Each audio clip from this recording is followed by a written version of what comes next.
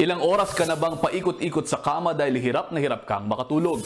O baka naman nagre-reklamo na yung jowa mo sa lakas mong humilik? Pag-usapan natin ang mga dahilan ng problema sa pagtulog.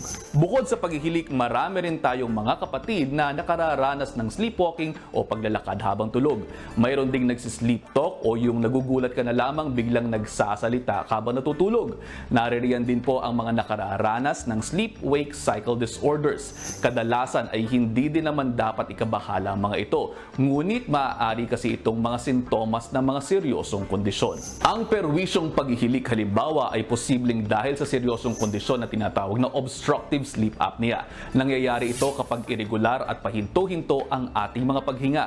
Karaniwan ng obstructive sleep apnea sa mga obese, mga mayroong makikipot na lalamunan, pati na rin sa mga taong nag-iinom ng alak at naninigarilyo. Madalas ding makaranas yan ang mga hypertensive na tao o di naman kaya ay mayroong mga diabetes.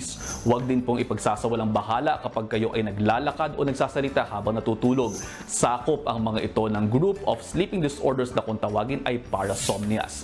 Kadalasan itong genetic pero maaari ding dulot ng stress at anxiety. Madalas ding itinuturong sanhi ng biglaang pagkamatay o hindi na paggising ang bangungot. Ngunit hindi lamang po ito pamahiin dahil ito ay nire-relate na rin ng siyensya bilang acute hemorrhagic pancreatitis.